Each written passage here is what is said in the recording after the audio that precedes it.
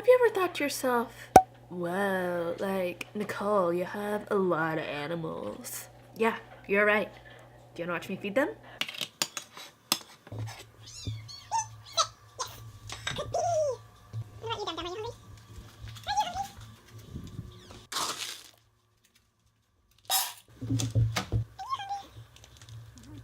that camera out of here. I'm feeding all my animals.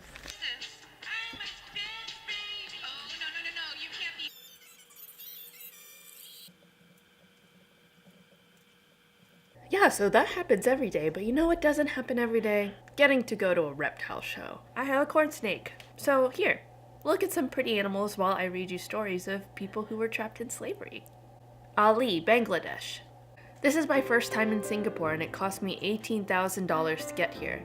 I was told I could earn $1,000 a month as a construction worker, but I had to pay $9,000 to the training center and another $9,000 in agent fees before I could arrive. My family had to sell land, borrow money, and even take out a bank loan to pay for it all.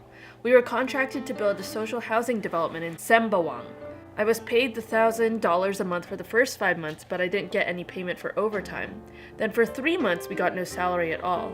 We thought our boss would pay us eventually, but then we discovered he fled Singapore. There's no way to get money from him now. I have my parents, 3 sisters, and a brother to look after. They have to depend on my brother because I have no money to send home. All I've done is make problems for them. They weren't able to make the monthly repayment, so now we're in trouble. There's a 20% fine on the loan, and men from the bank go to my parents' house every day shouting at them to pay it back. If we still can't pay back the bank, they're going to seize the deeds for my family's land. The banks also lodge a police report against me, so when I do go back to Bangladesh, I might be detained. We don't have a lawyer, and I don't have any money left to pay the agent. I don't know what I'm going to do when I get back home. Nita, 16, Nepal. I live with my parents in Kathmandu.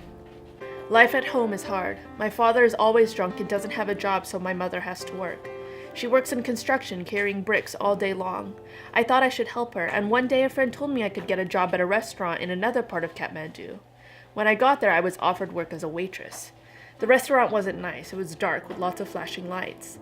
I was afraid, but they said I shouldn't worry, because I wouldn't have to do anything I didn't like. But this wasn't true. The clients arrived and the boss told me I had to be kind to them. And later they told me my clothes weren't good enough for this job and they forced me to put on provocative clothes and then forced me to dance naked.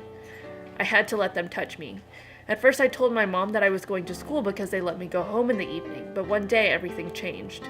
They told me I could not leave and they forced me into prostitution. My mother got very worried that I had been trafficked and they started to look for me.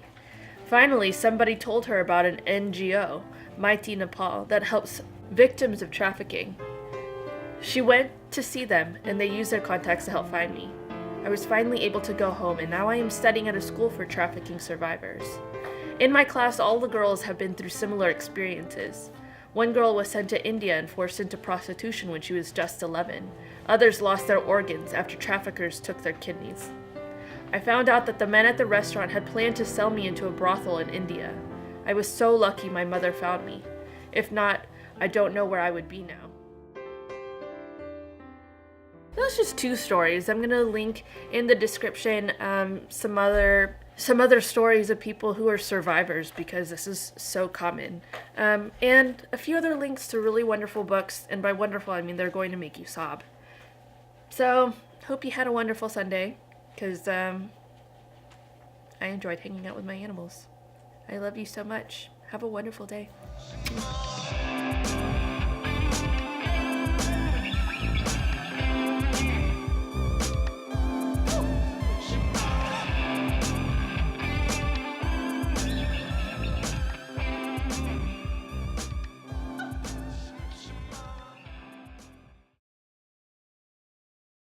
Whoa.